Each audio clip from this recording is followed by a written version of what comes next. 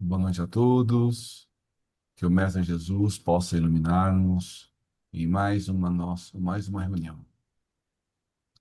Agradecendo por todas as bênçãos recebidas nessa semana.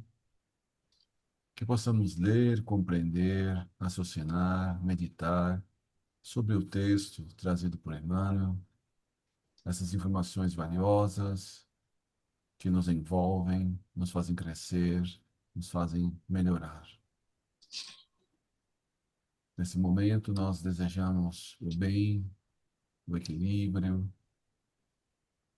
todas as bênçãos para todo esse planeta maravilhoso, que possamos conviver em paz, em harmonia, que essa semana possamos lembrar mais ainda do Mestre Jesus, aonde nós comemoramos no dia 25 o seu nascimento, que ele possa ser modelo e guia, e que nós possamos nos tomar toda a sua trajetória como exemplo, para que possamos segui-lo, fazermos os nossos passos, os passos do Mestre, que possamos nos tornar melhores a cada dia. Por isso, nós agradecemos por tudo e sempre. E graças a Deus.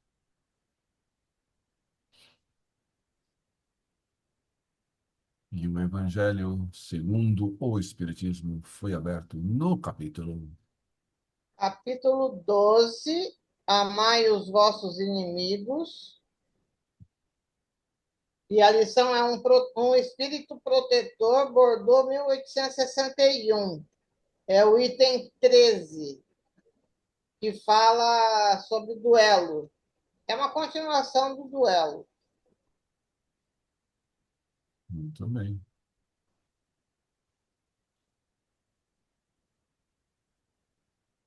Bom, nós estamos Só que eu não estudando. estou te ouvindo, viu? Oi? Agora eu comecei a ouvir. Quando eu falo, você escuta? E quando Tem eu não fone de falo, você ouvido? não escuta? Não, estava bem baixinho, Lorenzo. A sua voz saía bem baixinho. E agora, tá melhor? Agora está melhor. Para mim está melhor. Muito bem, muito bem. Então, vamos continuar o estudo de A Caminho da Luz, e é hoje falando sobre a vinda do Mestre Jesus.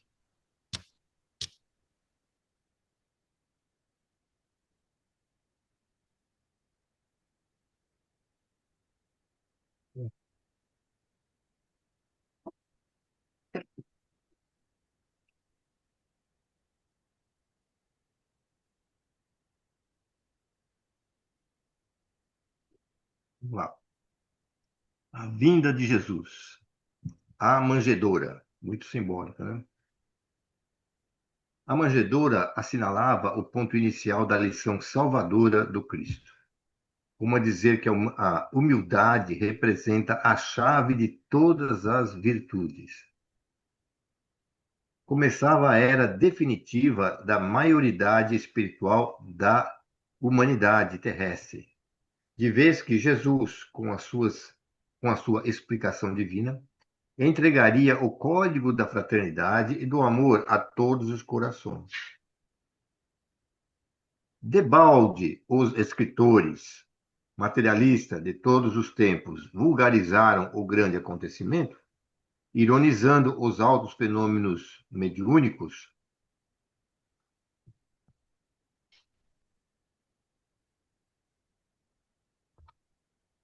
que o precederam.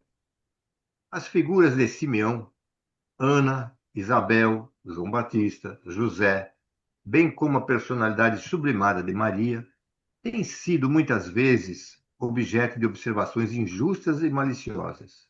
Mas a realidade é que somente com o concurso daqueles mensageiros da Boa Nova, portadores da contribuição de fervor, crença e vida, poderia Jesus lançar na terra os fundamentos da verdade inabalável. Então, os próprios judeus esperavam que Jesus viesse num berço de ouro, viesse como um rei, um príncipe, viesse nas mais grandiosas, né, riquezas. E Jesus, como, né, destacou que a humildade é uma das qualidades, das virtudes que todos nós devemos ter, ele nasceu numa manjedoura. E todo o acontecimento do nascimento de Jesus é seguido dos seus mensageiros, dos seus emissários. Então, para a vinda de Jesus, precisava ter as pessoas que viriam antes. Essas pessoas, elas foram combinadas, elas foram acordadas antes de reencarnar. Então, Simeão, Ana, Isabel, João, José, Maria, todos eles já estavam preparados, né, psicologicamente, antes da reencarnação. Mas, para receber, quando você reencarna, a gente sabe que a gente acaba esquecendo algumas coisas. E, então, para que tudo desse certo, todas essas pessoas acabaram tendo intuições, sonhos, mensagens, né? Essa comunicação com os bons espíritos para falar, ó, Isabel, você vai ser mãe. E vai ser mãe numa idade avançada. Então a gente sabe que hoje em dia, a partir de uma certa idade, tem uma certa dificuldade para a pessoa ser mãe. Então, falar a partir de certa idade é melhor que nem engravide, porque a gravidez de risco, tudo mais. Na época de Jesus, a medicina era ainda mais simples, né? Então, o pessoal falava que uma Isabel não tinha mais condições de ser mãe, mas veio lá o Espírito e ajudou e falou: você vai ser mãe,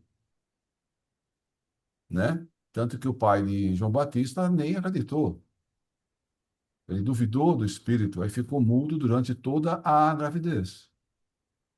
Mas Maria sonhou e teve essa explicação, toda a orientação da missão dela, José também, e assim foi com as pessoas, né? Então ele está dizendo que toda essa parte, essa comunicação desses antecessores de Jesus foi falado, orientado por bons espíritos. Então a mediunidade estava aflorada com muita gente preparando para a vinda de Jesus. Os próprios apóstolos, né, com o dom da cura, a mediunidade de cura, a mediunidade de falar outras línguas, e assim vai. A mediunidade é uma coisa que está muito abundante em todas essas pessoas em volta de Jesus.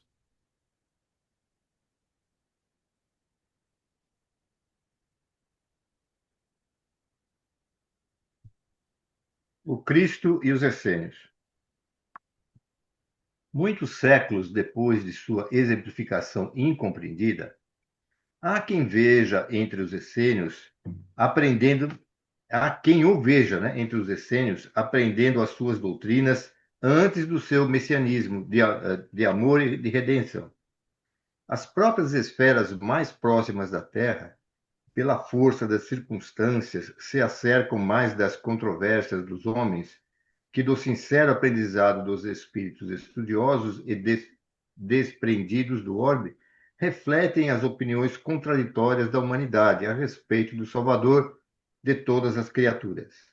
O mestre, porém, não obstante a elevada cultura das escolas essênias, não necessitou da sua contribuição. Desde os seus primeiros dias na Terra, mostrou-se tal qual era, com a superioridade que o planeta lhe conheceu desde os tempos longínquos do princípio.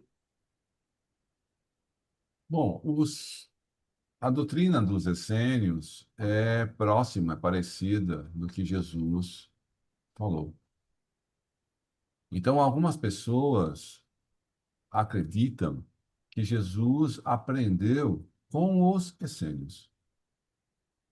A cultura dos essênios é uma cultura rica, é uma cultura boa, ela tem bons ensinamentos, né? O Emmanuel não está falando nada, né, contra a cultura dos essênios. Ele está dizendo simplesmente que Jesus é superior a todos nós. E que ele demonstrou, mesmo em tenra idade, todo o conhecimento que ele possui. Então, ele não necessitava aprender com os essênios, né? Mesmo em ter idade, ele tem, né? Ele acaba discutindo com os senhores do templo, conversando com a mãe e sempre mostrando todo o conhecimento que ele tem, né?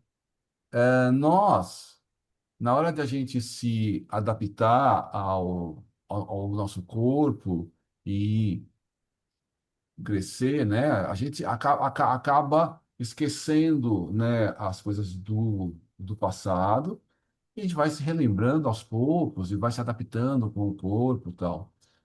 Jesus é o governador do planeta.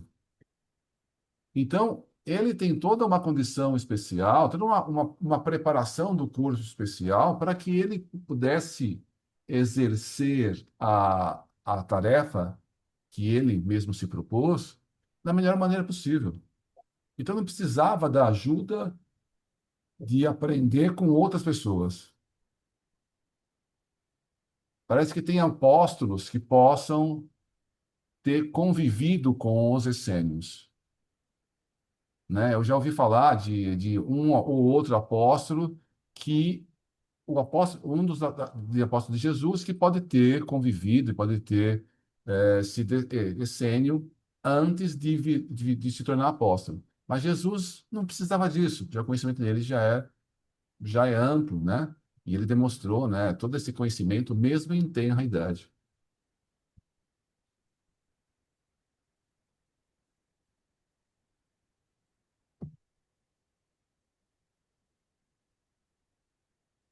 Cumprimento das profecias de Israel. Do seu divino apostolado, nada nos compete dizer em acréscimo das tradições que a cultura evangélica apresentou em todos os séculos posteriores à sua vinda à Terra, reafirmando, todavia, que a sua lição de amor e de humildade foi única em todos os tempos da humanidade. Dele asseveram os profetas de Israel, muito tempo antes da manjedoura e do Calvário, levantar-se-á como um arbusto verde, vivendo na ingratidão de um solo árido, onde não haverá graça nem beleza. Carregado de opróbrios e desprezado dos homens, todos lhe voltarão o rosto. Coberto de ignomínias, não merecerá consideração. É que ele carregará o fardo pesado de nossas culpas e de nossos sofrimentos, tomando sobre si todas as nossas dores. Presumireis na sua figura um homem vergando ao peso da cólera de Deus. Mas serão os nossos pecados que o cobrirão de chagas sanguinolentas e as suas feridas hão de ser a nossa redenção? Redenção. Somos um imenso rebanho desgarrado, mas para nos reunir no caminho de Deus, ele sofrerá o peso das nossas iniquidades. Humilhado e ferido, não soltará o mais leve queixume, deixando-se conduzir como um cordeiro ao sacrifício.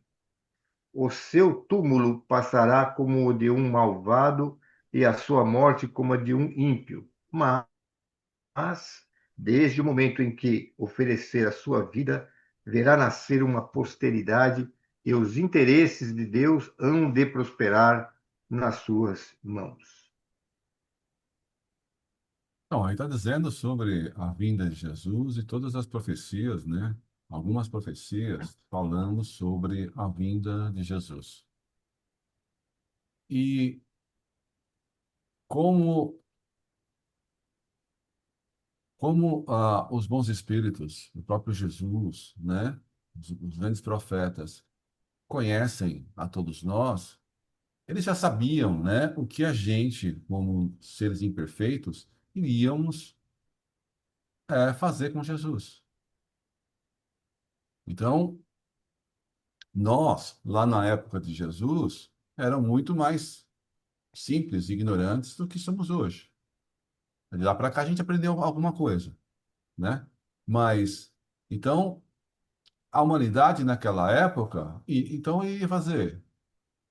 Não ia reconhecer Jesus, não ia dizer que é o Messias, não ia seguir os seus exemplos, porque hum,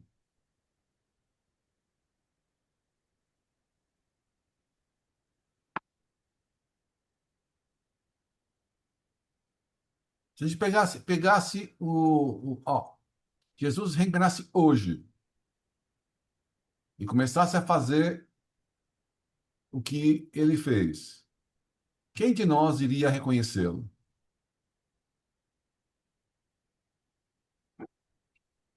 A gente tem que pensar, né? Então,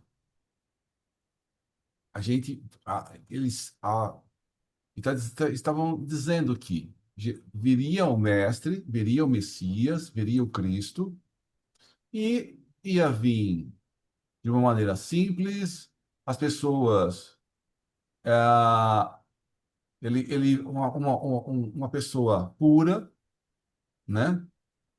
Iria no meio de uma humanidade árida, as pessoas não iam compreendê-lo, e iriam, né, tratá-lo mal, iriam matá-lo, ele ia ser enterrado como um qualquer, como ele foi crucificado entre dois ladrões. Então, ele está simplesmente relatando o que realmente aconteceu, e que é fácil prever como eles já conheciam a humanidade, o pensamento da humanidade, né? E Jesus acabou sendo crucificado, apesar de não ter feito nada de errado, de ser uma pessoa, um espírito perfeito, dando bons exemplos, fazendo boas coisas. E mesmo assim, nós, naquela época, conseguimos crucificá-lo. Então agora a gente tem que fazer algo diferente. É interessante, né, a visão dos profetas naquela época, né? Porque tem duas coisas que eles tinham a visão bem clara, né? Porque eles sabiam que a população judaica na época, eles aguardavam o Messias, mas eles já tinham o desenho do Messias, qual seria, né? É, aquele lado que ia ser um tipo de um cara dominante, um líder que ia batalhar e guerrear contra, ia derrubar os romanos e quem viesse, né? Com a força, né? Da sua liderança. Esse é um desenho que a população tinha, e principalmente os sacerdotes daquela época. De outro lado, os profetas sabiam disso. Mas do outro lado, eles tinham uma noção perfeita de que Jesus era um espírito muito bondoso, né? E de que as suas atitudes não se iam contrastar plenamente contra aquilo que o povo judeu estava esperando. Então, por esse fato mesmo é que logo eles iam perceber que eles iam condenar Jesus, porque não era aquilo que eles estavam esperando. Então, eu acredito que dentro das intuições que eles receberam da espiritualidade, eles já tinham essa visão, tanto espiritual quanto a material, né?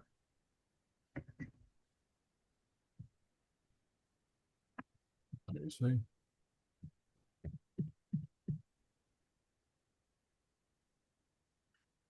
A grande lição. Sim, o mundo era um imenso rebanho desgarrado. Cada povo fazia da religião uma nova fonte de vaidades, salientando-se que muitos cultos religiosos do Oriente caminhavam para o terreno franco da dissolução e da imortalidade. Mas o Cristo vinha trazer ao Imoralidade. mundo da imoralidade, desculpa. Mas o Cristo vinha trazer ao mundo os fundamentos eternos da verdade e do amor. Sua presença mansa e generosa reunia todos os infortunados e todos os pecadores. Escolheu os ambientes mais pobres e mais desataviados para viver a intensidade de suas lições sublimes, mostrando aos homens que a verdade dispensava o cenário suntuoso dos areópagos, dos fóruns e dos templos, para fazer-se ouvir na sua misteriosa beleza. Suas pregações na praça pública verificam-se a propósito dos seres mais desprotegidos e desclassificados, como a demonstrar que a sua palavra vinha reunir todas as criaturas na mesma vibração de fraternidade e na mesma estrada luminosa do amor. Combateu pacificamente todas as violências oficiais do judaísmo, renovando a lei antiga com a doutrina do esclarecimento, da tolerância e do perdão. Espalhou as mais claras visões da vida imortal, ensinando às criaturas terrestres que existe algo superior às pátrias, às e às leis humanas. Sua palavra profunda, energética e misericordiosa refundiu todas as filosofias, aclarou o caminho das ciências e já teria irmanado todas as religiões da terra se a impiedade dos homens não fizesse valer o peso da iniquidade na balança da redenção. Jesus veio para todos, não para os judeus somente, mas para toda a humanidade.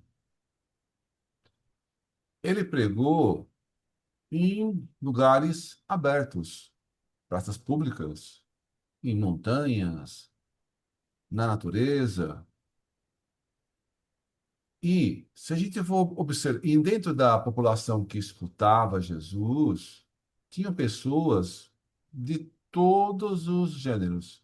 Tinha pessoas muito simples, pessoas doentes, pessoas vistas com maus olhos pela população, de todo tipo. E algumas dessas pessoas que estavam nas praças públicas não podiam nem entrar nos templos. Então, por exemplo, uma pessoa cega, ela não podia entrar dentro do templo. Uma pessoa mais humilde tinha que ficar lá fora. Uma pessoa aleijada não entrava no templo, pelas próprias leis judaicas. Então, quando Jesus veio, Jesus vai pregando e vai exemplificando, deixando toda essa parte da lei antiga do judaísmo de lado.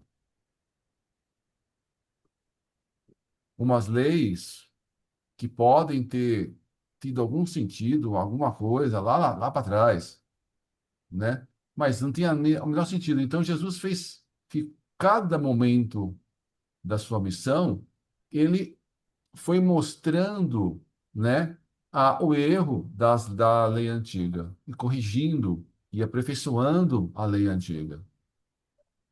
Tanto que ele fala, ó, tem os 10 mandamentos.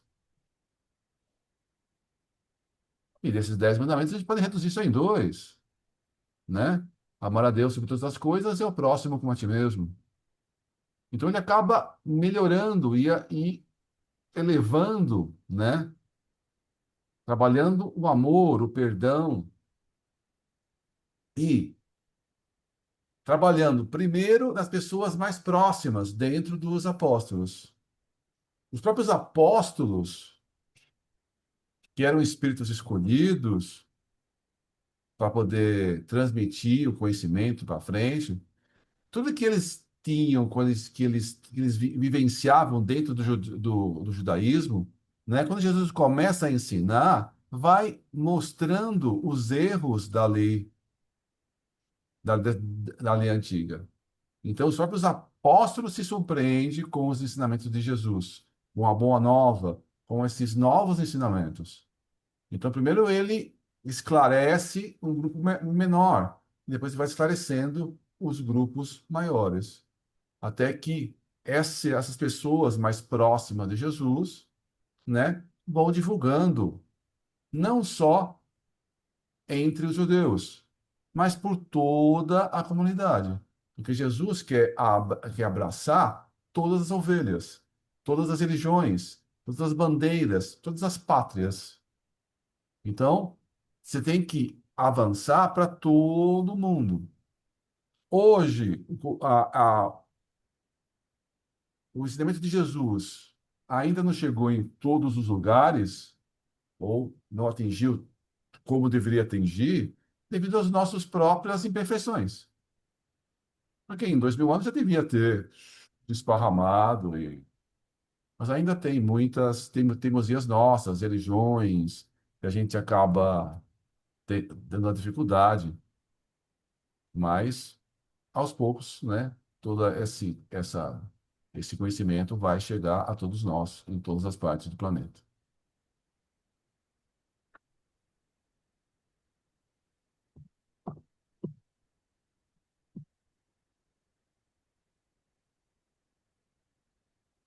A palavra divina.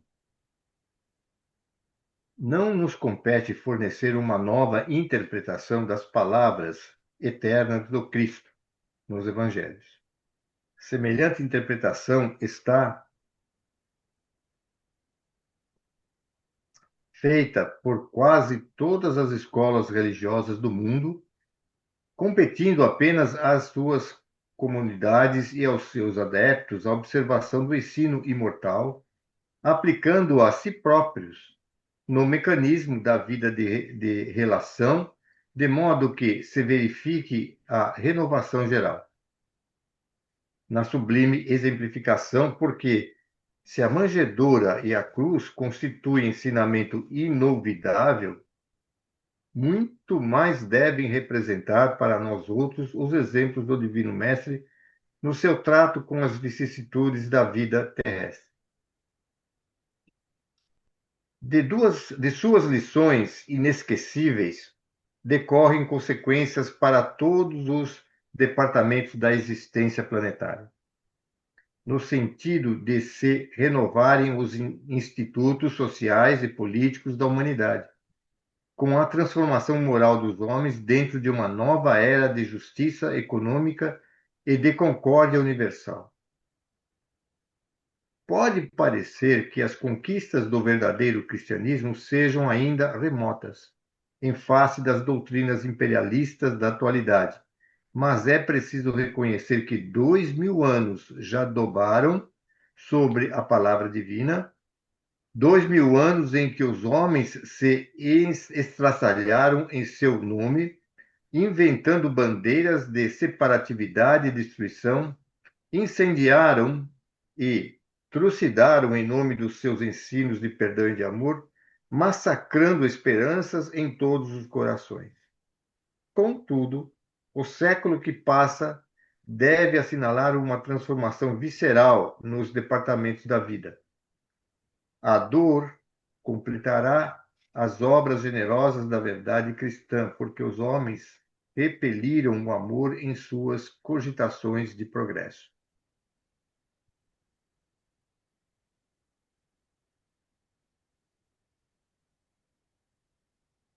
Então, desde a vinda de Jesus, já passaram já mais de 2000 anos. A gente aprendeu um pouquinho e a gente vai cada vez aprendendo um pouquinho mais. A doutrina espírita nos ajuda a compreender um pouco melhor o que Jesus trouxe. Então, no Evangelho segundo o Espiritismo, tem a parte moral do Cristo descrito, detalhado, explicado.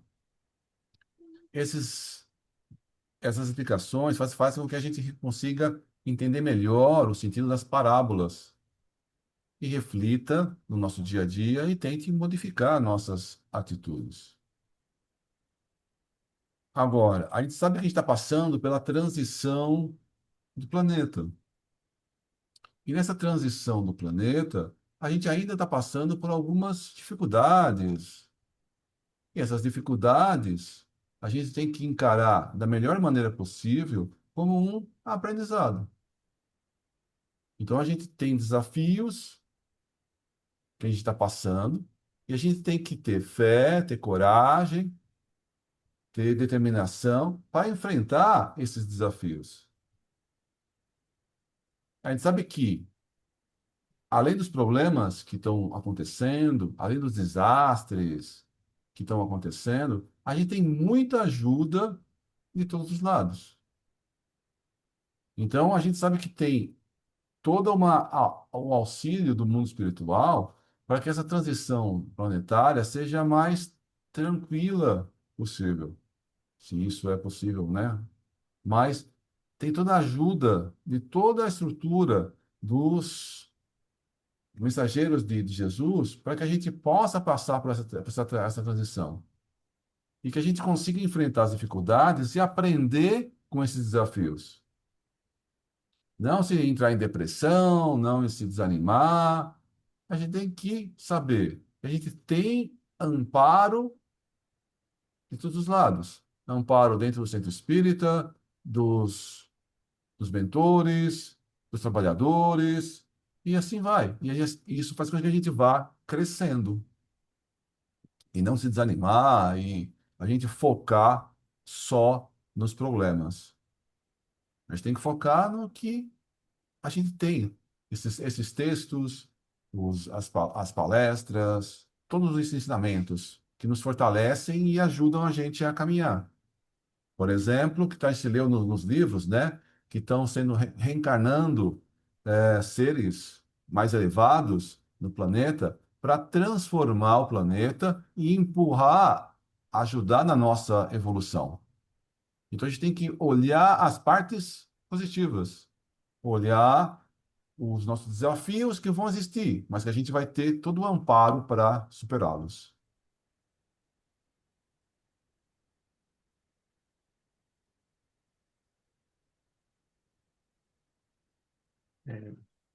Crepúsculo de uma civilização.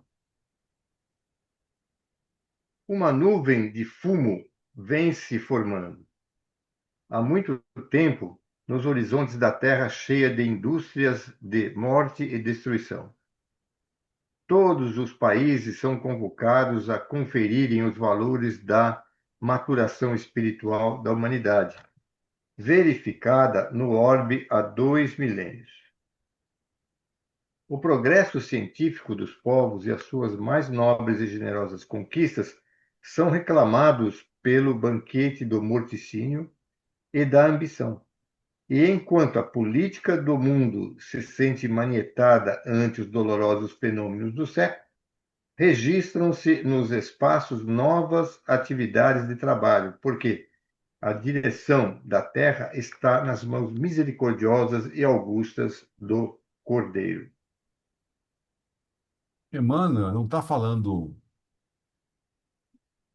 mal da indústria, não está falando mal da ciência, ele está falando mal, ele está dizendo que a gente, né, tem que trabalhar melhor os nossos sentimentos e não ficar ligado tanto à matéria, mas ligado na nossa evolução moral. A indústria é uma bênção, a ciência é uma bênção. Agora, quando a gente faz políticas e a gente vive mais o material do que o espiritual, dá o que a gente tem hoje. Então, eu me preocupo com a produção. Produzo, produzo, produzo, produzo, produzo. E não me importo com as consequências, por exemplo, ambientais. Então, eu estou produzindo para ficar mais rico, mas eu estou poluindo muito. Essa poluição afeta todo o ecossistema do planeta. Então, acaba gerando furacões, acaba gerando mudanças climáticas, acaba gerando transformações que perturbam a nós mesmos. Se a gente não fosse tão, né, tivesse tanta vontade de ganhar, ganhar, ganhar, ganhar, ganhar, né? O trabalho é louvável. Você trabalha ou ganha dinheiro, tranquilo, ótimo.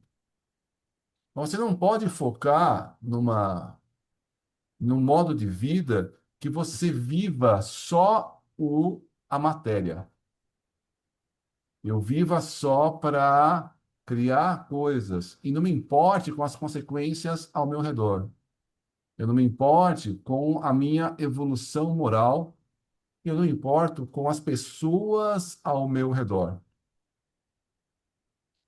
Então, a gente tem que pensar em todo o planeta, pensar em todas as pessoas, nos animais, nos seres vivos, no ar, para que a gente viva em equilíbrio. E sempre lembrando que Jesus está no comando de tudo.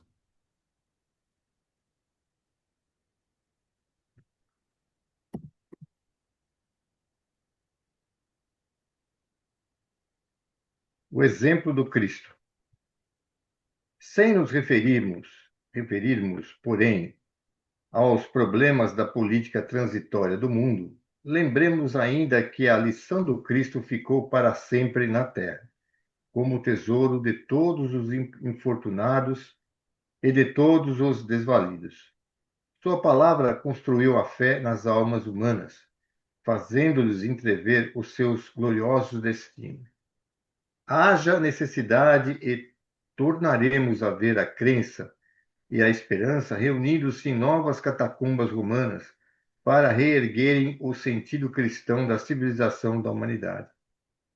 É, muitas vezes, nos corações humildes e aflitos que vamos encontrar a divina palavra cantando o hino maravilhoso dos bem-aventurados.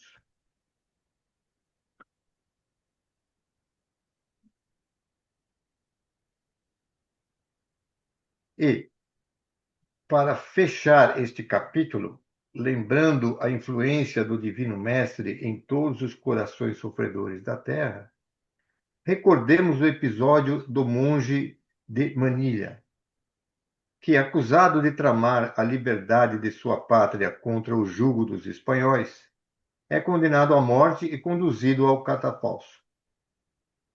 No instante do suplício, soluça desesperadamente o mísero condenado. Como, pois, será possível que eu morra assim inocente? Onde está a justiça? Que fiz eu para merecer tão horrendo suplício? Mas um companheiro corre ao seu encontro e murmura-lhe aos ouvidos: Jesus também era inocente. Passa, então, pelos olhos da vítima um clarão de misteriosa beleza. Secam-se as lágrimas e a serenidade lhe volta ao semblante macerado. E, quando o carrasco lhe pede perdão, antes de apertar o parafuso sinistro, ei-lo que responde resignado: Meu filho, não só te perdoo, como ainda te peço cumpras o teu dever. Semelhante a Paulo de Tarso.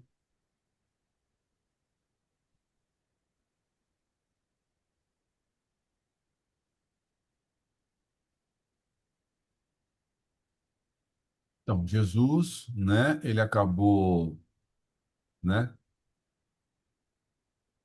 sendo morto, sendo crucificado e totalmente inocente. Me ouve, Ângela?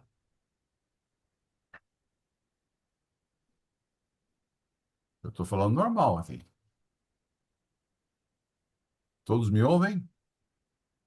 Estou ouvindo.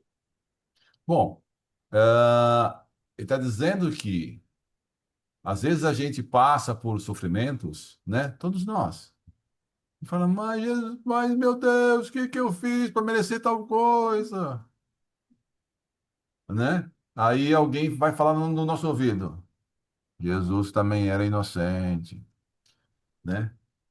E Jesus já era inocente há bilhões de anos. A gente pode não ter feito uma besteira nessa vida, mas logo para trás, há pouquíssimo tempo atrás, a gente fez barbaridades grandes. Graças ao bom Deus, eu não me lembro, né? Mas a gente, né? Não. Então, alguns minutos atrás, algumas horas atrás, alguns séculos atrás, a gente fez grandes bobagens. Então a gente não pode falar, eu estou sofrendo, eu sou inocente. Jesus, sim, né? Já era puro desde que muito antes do planeta ser criado. Então, quando ele vem, ele realmente era inocente.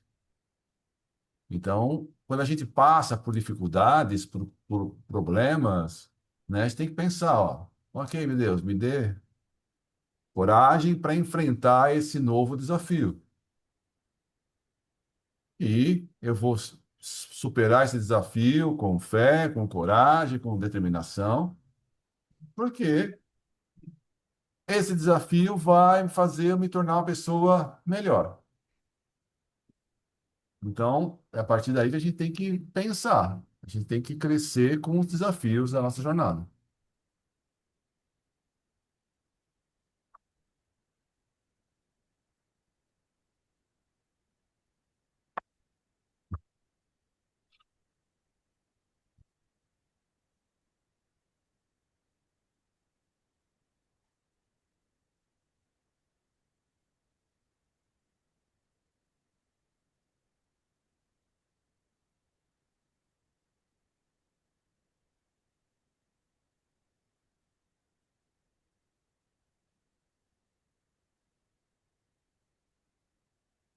É o Império Romano e os seus desvios.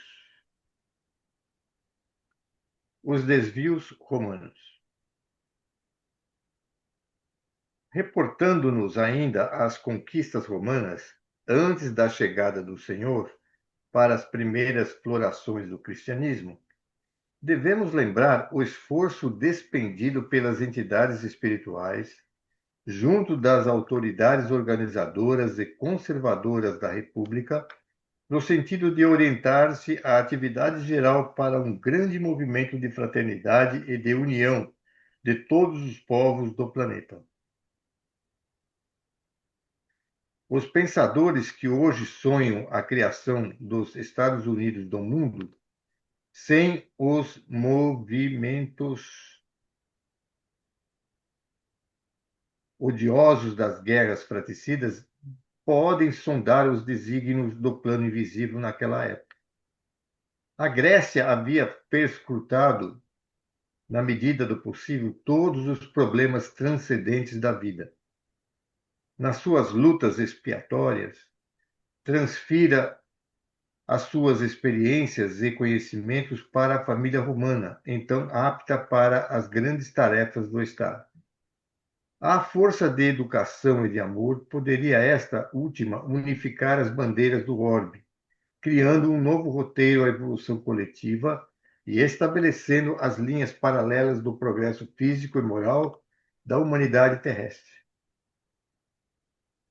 Todos os esforços foram despendidos, nesse particular, pelos emissários do plano invisível, e a prova desse grandioso projeto de trabalho unitário é que a obra do Império Romano foi das mais primorosas em matéria educativa, com vistas à organização das nacionalidades modernas.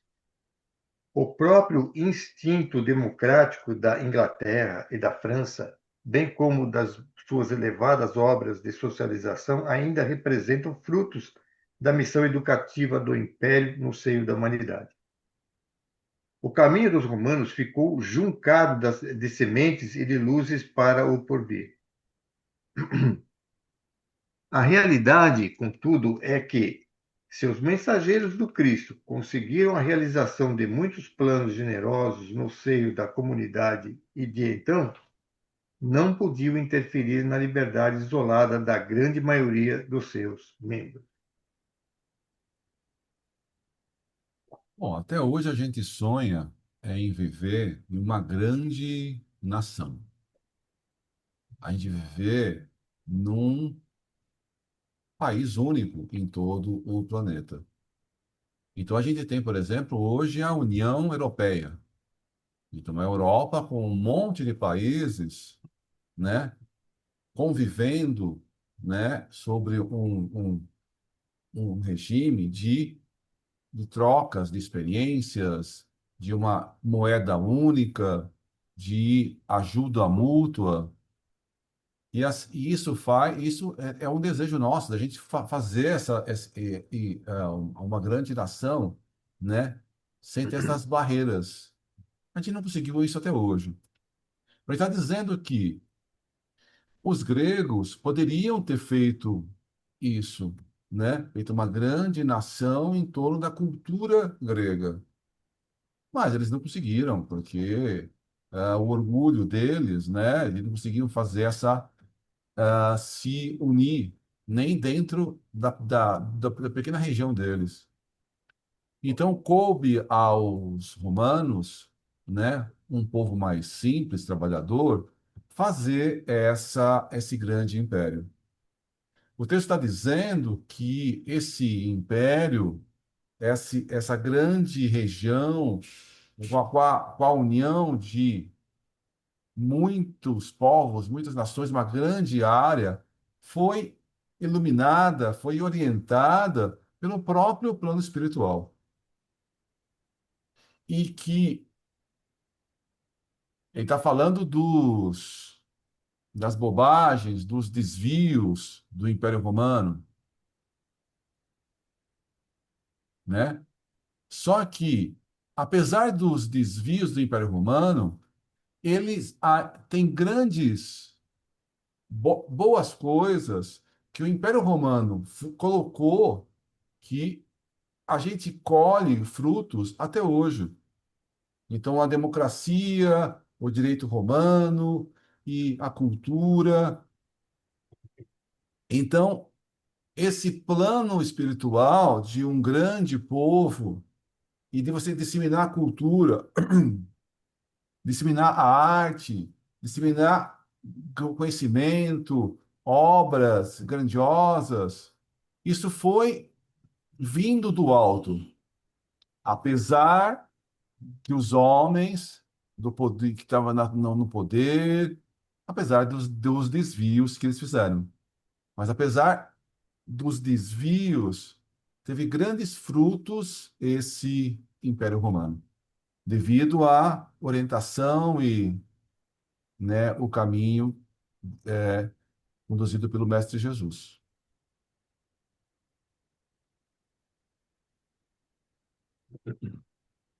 Abusos de autoridade e do poder.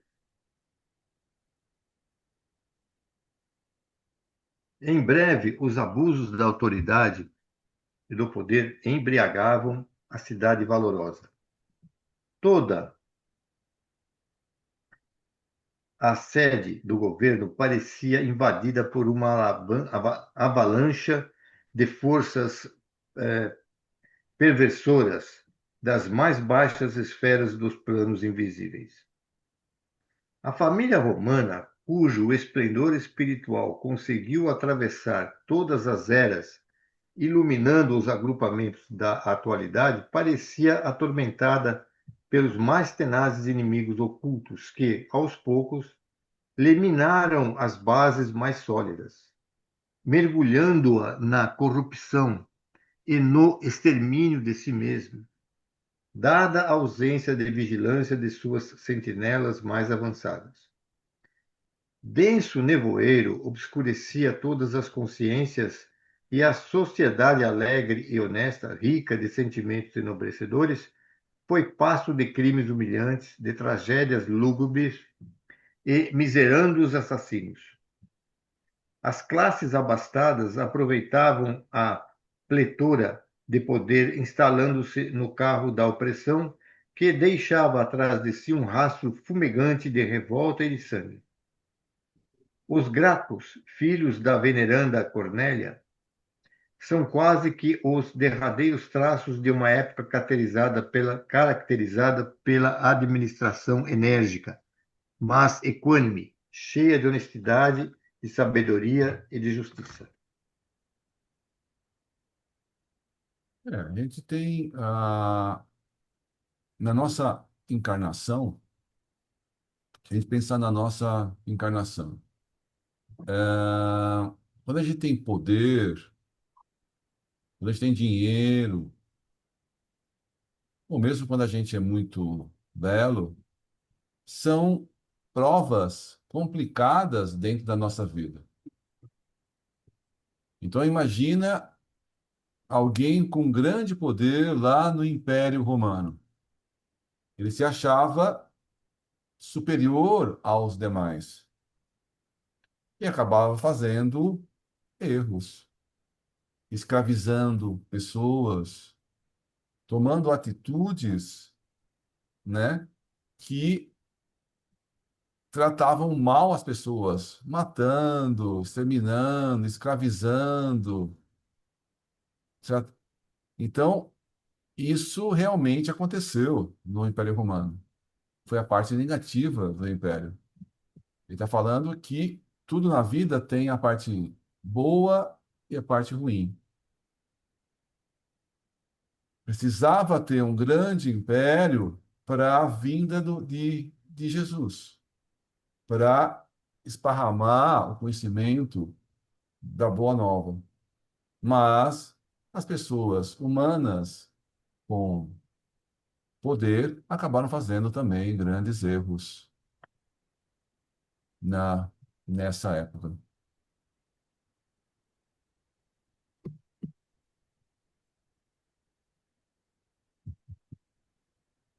Os chefes de Roma. Depois de Caio, assassinado no Aventino, embora se fizesse supor um suicídio, instala-se definitivamente um regime de quase completa dissolução das grandes conquistas morais realizadas. Sobe Mário ao poder. Depois das vitórias contra Jugurta e contra os germanos, que haviam, por sua vez, invadido o território das Gálias. Mas os antagonismos sociais levam Sua ao poder, travando-se lutas cruentas como vésperas escuras de sangrentas derrocadas. Em seguida surgem Pompeu e a Revolução de Catilina, muito conseguindo a prudência de Cícero em favor da segurança da cidade. Verifica-se logo após o primeiro triunvirato com a política maneirosa de Caio Júlio César, que se alia a Pompeu e a Crasso para as supremas obrigações do governo. As citações históricas, todavia, desviariam os objetivos do nosso esforço. Nossa intenção é mostrar que o determinismo do mundo espiritual era do amor, da solidariedade e do bem, mas os próprios homens, na esfera relativa das suas liberdades, modificaram esse determinismo superior no curso incessante da civilização. Os generais romanos podiam conquistar a ferro e fogo, desviando-se dos objetivos mais sagrados dos seus deveres e obrigações, levando aos outros povos, pela força das armas, os liames que somente deveriam utilizar com a sua cultura e experiência da vida. Mas seus atos originaram os mais amargos frutos de provação e sofrimento para a humanidade terrestre, e é por isso que, em sua quase totalidade, entraram no plano espiritual seguidos de perto pelas suas numerosas vítimas, entre as vozes desesperadas das mais acerbas acusações. muitos deles decorridos decênios infindáveis de martírios expiatórios, podiam ser vistos sem as suas armaduras elegantes, arrastando-se como vermes ao longo das margens do Tibre, ou estendendo as mãos asquerosas como mendigos detestados do Esquilino.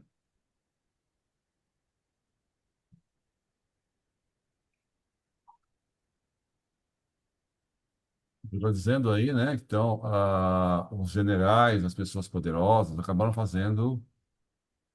cometendo grandes erros e prejudicando muita gente. Encarnados, eles tinham muito poder, mataram muita gente.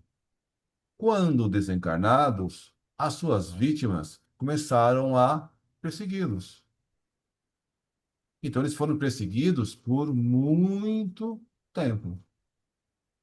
Então, eles se sentiam poderosos, melhores do que os outros, e acabam sendo, né, perseguidos por essa multidão de pessoas que eles prejudicaram.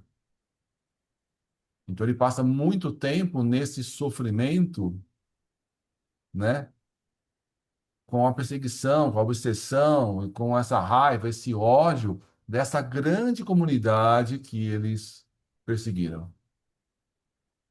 E nisso eles vão se aperfeiçoando, né? Então eles sentiram, né, que eram poderosos. Agora, no mundo espiritual, eles vão perceber que eles são iguais ou inferiores a muitas pessoas que eles achavam superiores.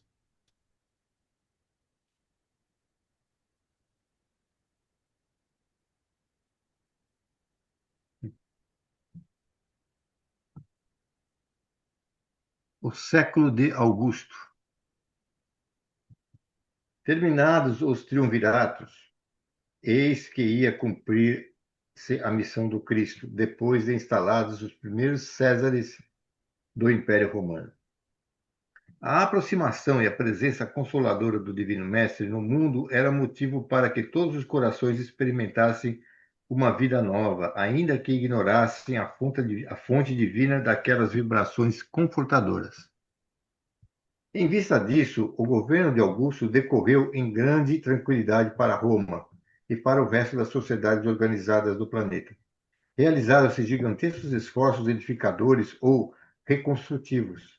Belos monumentos são erigidos. O espírito artístico e filantrópico de Atenas revive na pessoa de Mecenas, confidente do imperador, cuja generosidade dispensa a mais carinhosa atenção às inteligências estudiosas e superiores da época, quais Horácio e Virgílio, que assinalam, junto de outras nobres expressões intelectuais do tempo, a passagem do chamado século de Augusto, com as suas obras numerosas. Então, com a aproximação de Jesus, né, da encarnação de Jesus, acaba assumindo, né, o império, né, Augusto. Toda essa vibração do Mestre Jesus acaba influenciando em todos nós, né, e no Império Romano em particular, um momento mais tranquilo. Apesar de tantos erros, tantas coisas, mas dentro do Império Romano foi a época mais tranquila, mais harmônica, aonde a cultura era privilegiada, as obras, as artes, as construções, né? Toda essa vibração de Jesus e todos os seus missionários, né, fizeram com que nesse século tivesse um equilíbrio, uma harmonia maior do que aconteceu antes e aconteceu depois no Império Romano. A gente escuta na história muitos erros ainda nessa época, mas se você olhar comparativamente, nesse século foi um século mais harmonioso, mais belo, mais devido a essa vibração de Jesus frente a todos nós.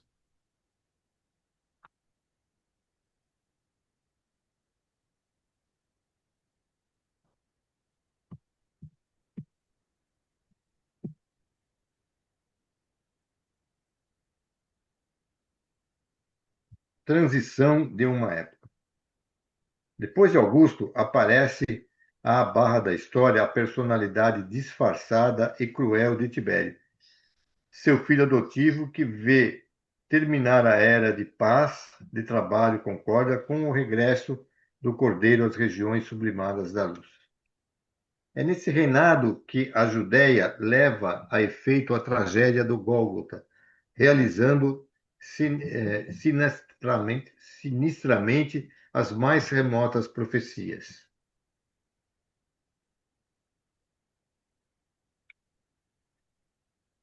Não obstante o seu compassivo e desvelado amor, o Divino Mestre é submetido aos martírios da cruz, por imposição do judaísmo, que ele não compreendeu o amor e a humildade. Roma colabora no doloroso acontecimento com a indiferença fria de Pôncio Pilatos, retornando aos seus festins e aos seus prazeres como se desconhecesse as finalidades mais nobres da vida. Seguindo a mesma estrada escura de Tibério, Calígula inaugura um período longo de sombras, de massacres, de incêndios, de devastação e de sangue. Então, depois da época de Augusto, né, o século de Augusto, com todos os trabalhos, com essa,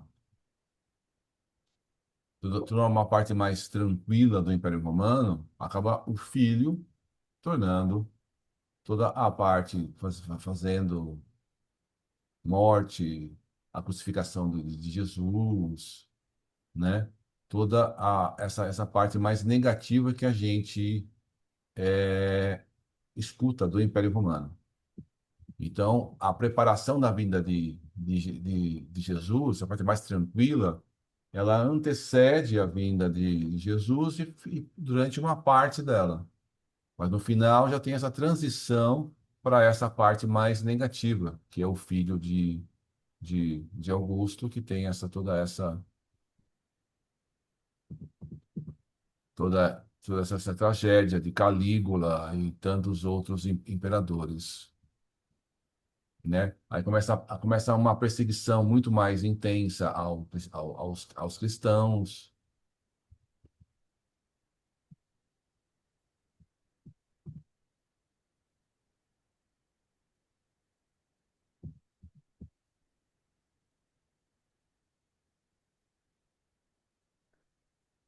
Provações coletivas dos judeus e dos romanos.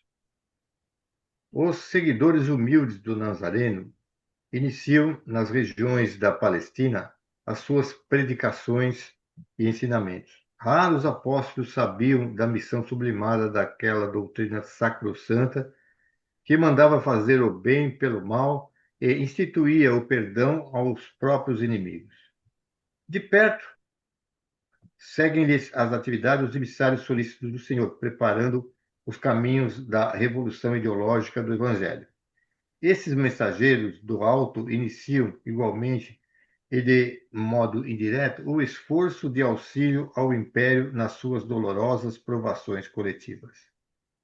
Um perfeito trabalho de seleção se verifica no ambiente espiritual das coletividades romanas. Chovem inspirações do alto, preludiando as dores de Jerusalém e as amarguras da cidade imperial. Vaticínios sinistros pesam sobre todos os espíritos rebeldes e culpados, e a verdade é que, depois do cerco de Jerusalém, quando Tito destruiu a cidade, arrasando-lhe o templo famoso e dispersando para sempre os israelitas, viu o orgulhoso vencedor mudar seu curso das dores para a sociedade do império, atormentada pelas tempestades de fogo e de cinza que arrasaram Estábias, Herculanum e Pompeia, destruindo milhares de vidas florescentes e desequilibrando a existência romana para sempre.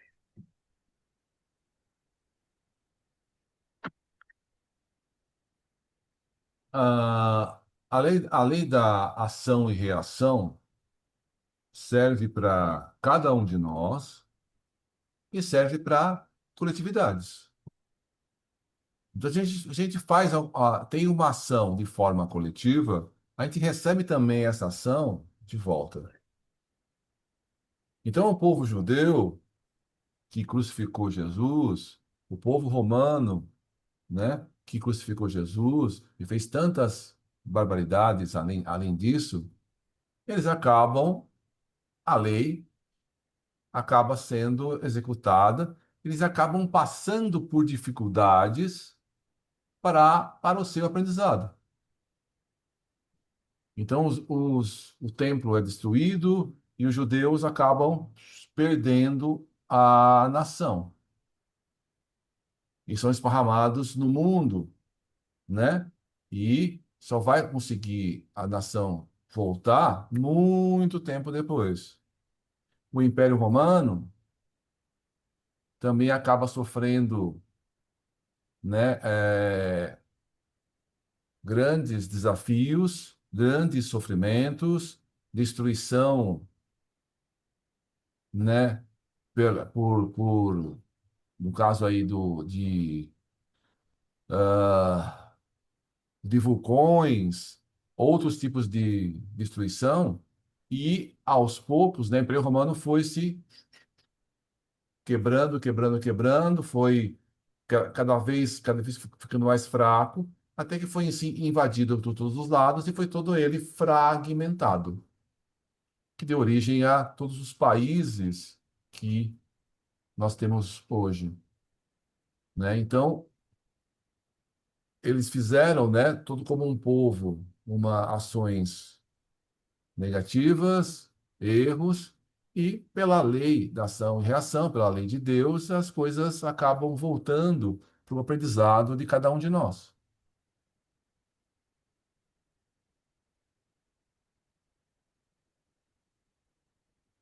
certo? Certo? Continua? Espera aí, o fim da vaidade humana. Vamos ver onde está o fim do capítulo.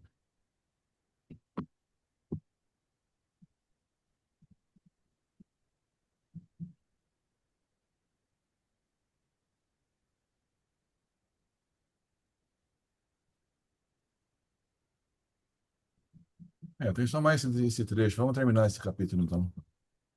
Beleza. Fim da vaidade humana.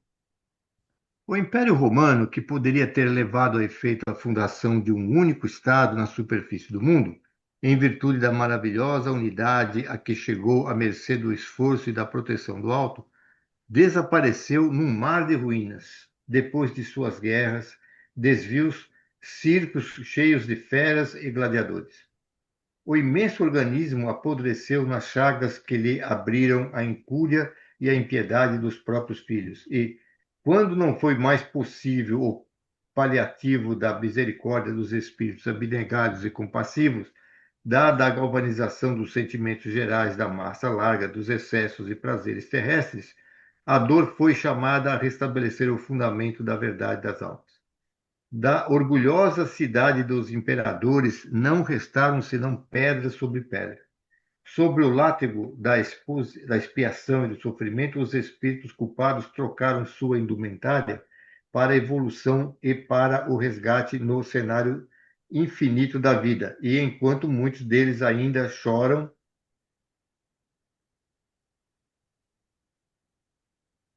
nos padecimentos redentores, gemem sobre as ruínas do Coliseu de Vespasiano, os ventos tristes e lamentosos da noite.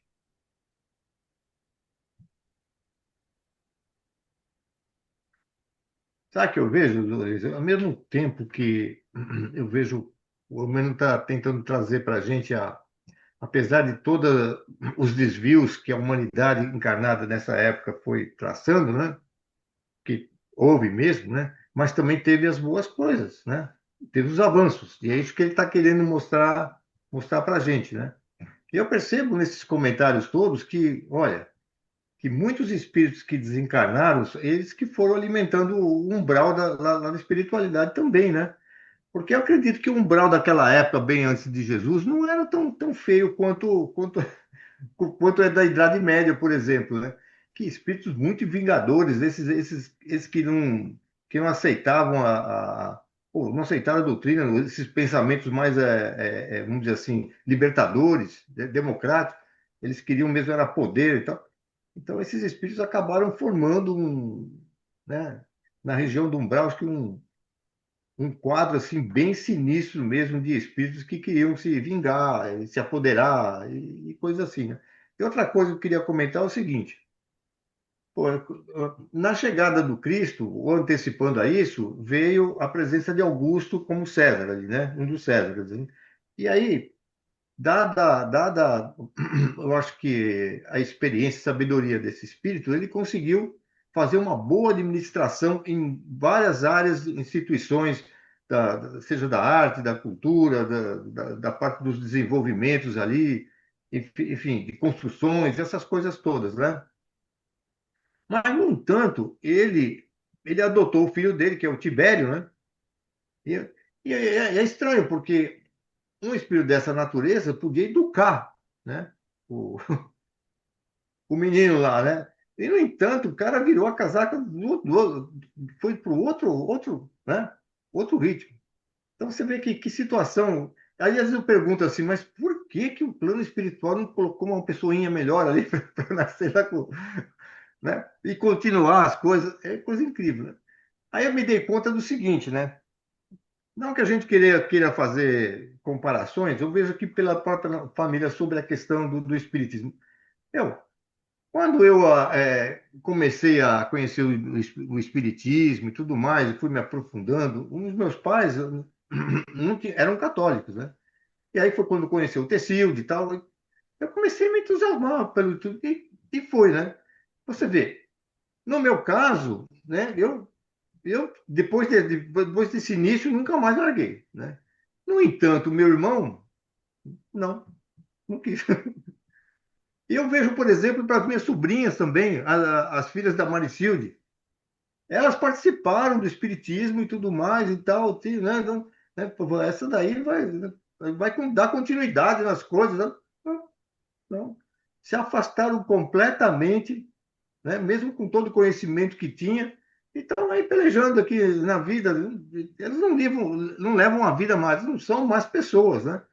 Mas tá faltando a espiritualidade lá na vida delas também, né? Penso eu. E assim conhece, eu acho que muitos da nossa família também, né? De alguns filhos, aí fala, pô, os pais estão no espiritismo, mas os filhos não seguem. Não estão lá levando a sua vida, né, distante.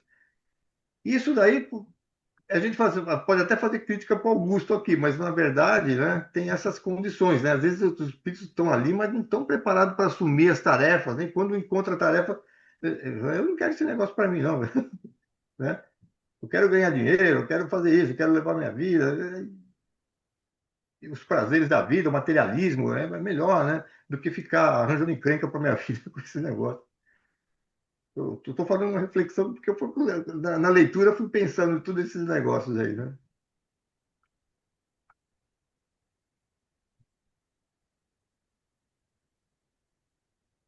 O que acham vocês aqui?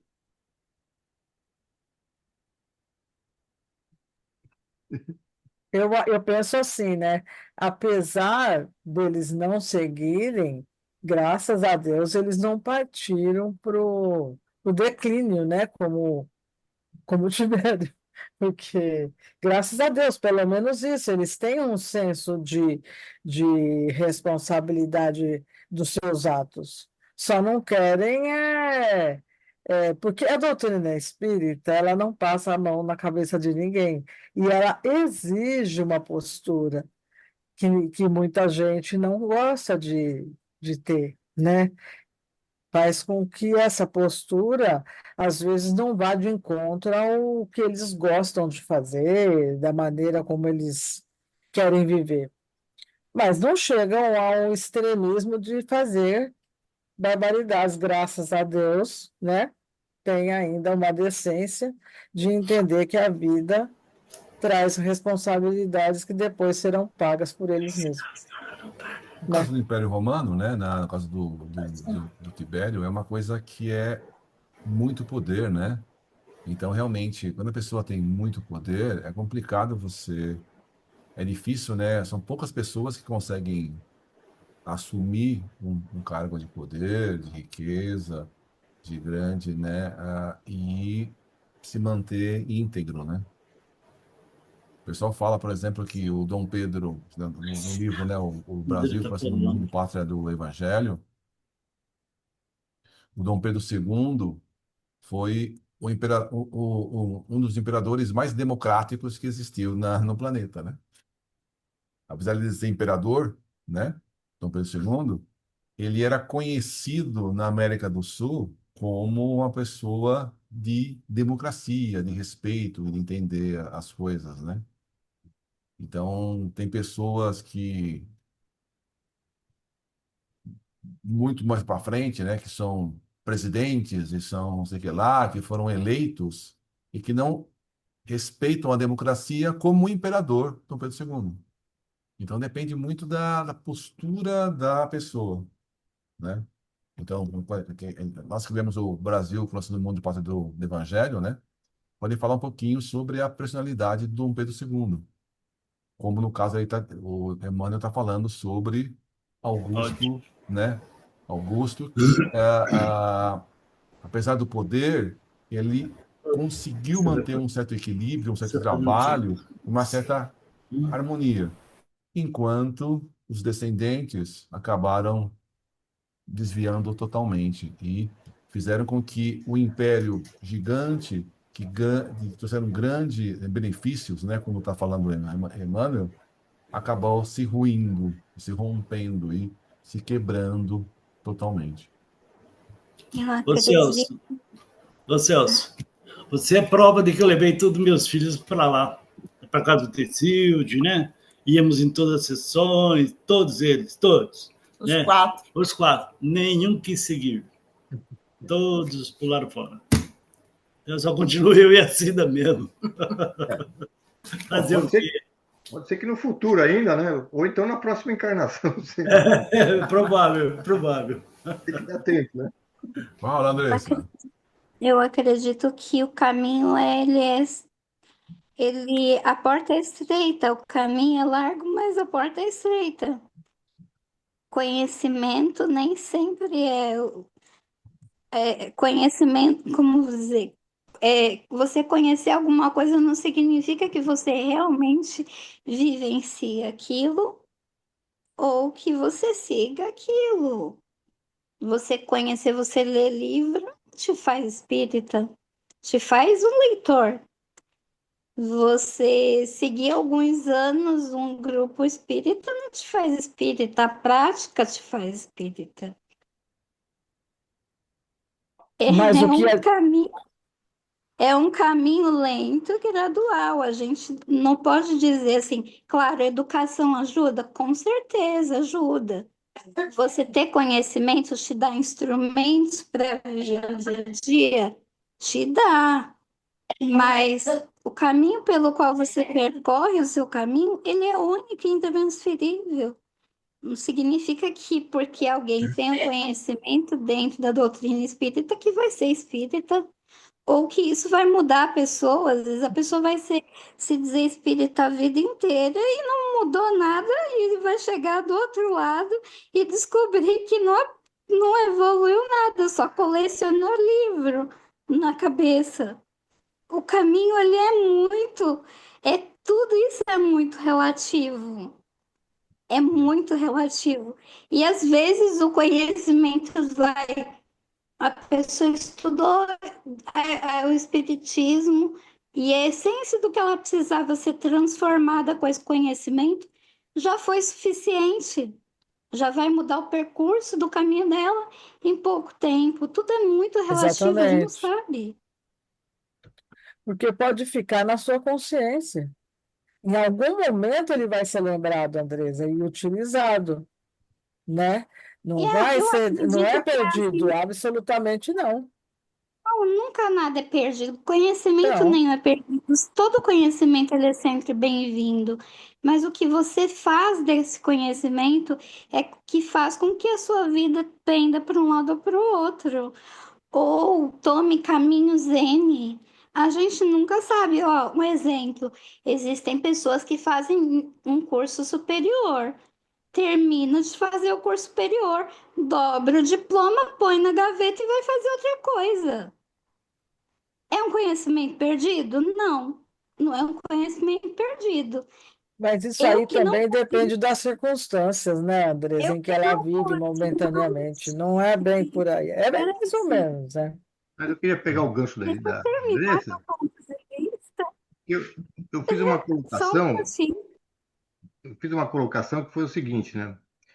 Puxa, depois de Augusto, por quê? Mas será que a eu fico questionando assim, pô, mas a espiritualidade não sabia que o próximo ia fazer toda essa, né, essa balbúrdia que ele fez? Aí eu fiquei tentando imaginar como é que eles projetaram isso, como é que a espiritualidade, né, conduziu isso. Aí, depois agora, conversando com você, ouvindo aí a Andressa falar, e a Sônia também, eu falo, mas será que quando eles estavam no plano, por exemplo, o Tibério, e mesmo o Calígula, e mesmo os outros aí, eles lá no plano espiritual, será que eles não assumiram realmente um compromisso de fazer coisa diferente?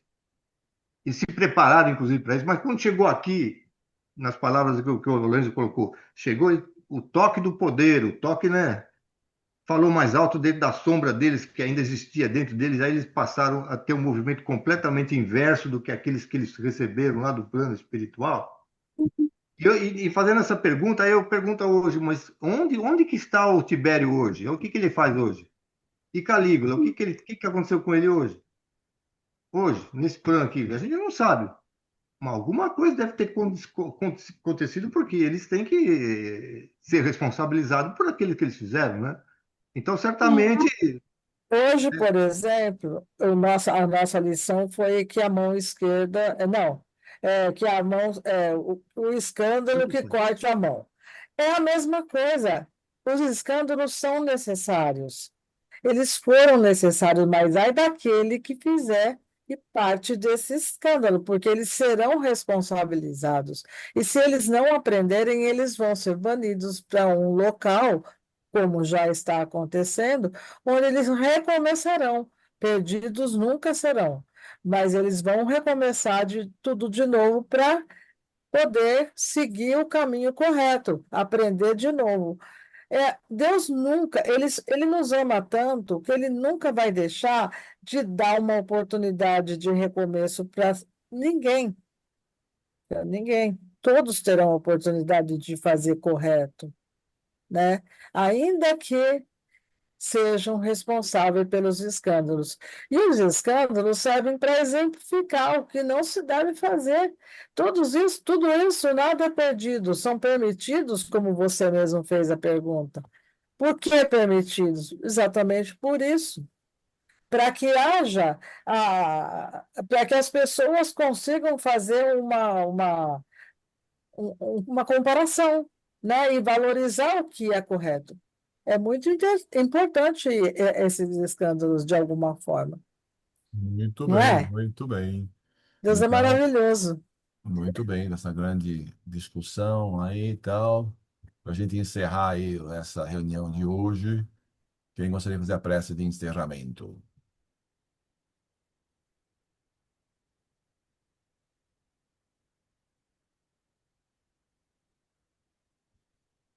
Tantos voluntários.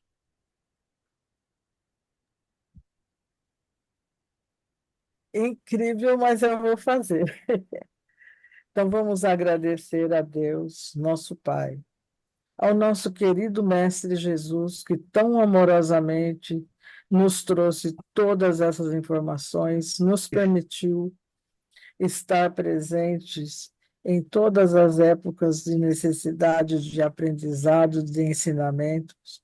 Então, vamos agradecer por toda essa oportunidade e também pedir a Ele que a nossa mente seja cada vez mais esclarecida, que a gente consiga alcançar esse raciocínio da melhor forma possível, para que possamos fazer parte desta grande regeneração, para que a gente possa fazer parte de um conhecimento e usar esse conhecimento para que tudo possa ser melhorado. Não desperdicemos nunca nossas oportunidades. E eu quero agradecer também pela presença de todos e poder estar junto, né, com todos vocês. Também quero dizer a Deus, nosso Pai, e a Jesus, nosso querido Mestre, que abençoe a Andressa para que ela continue cada vez mais aprendendo e fazendo com que a companhia dela possa estar entre nós, fazendo com que nós tenhamos mais conhecimentos. É muito gostoso estar com ela. Que ela tenha uma comemoração do seu aniversário, como já foi feita, né, de uma forma abençoada, ganhando o maior presente que a gente pode ganhar, que é o conhecimento de Jesus que ele nos trouxe. Então, em agradecimento a tudo isso, vamos dizer: Pai nosso que estais no céu, santificado seja o vosso nome. Venha a nós o vosso reino. Seja feita a vossa vontade, assim na terra como no céu. O pão nosso de cada dia nos dai hoje. Perdoa, Senhor, as nossas dívidas, assim como nós perdoamos os nossos devedores. E não nos deixeis cair em tentações, mas livra-nos, Senhor, de todo mal. Que assim seja, e graças a Deus. Graças a Deus.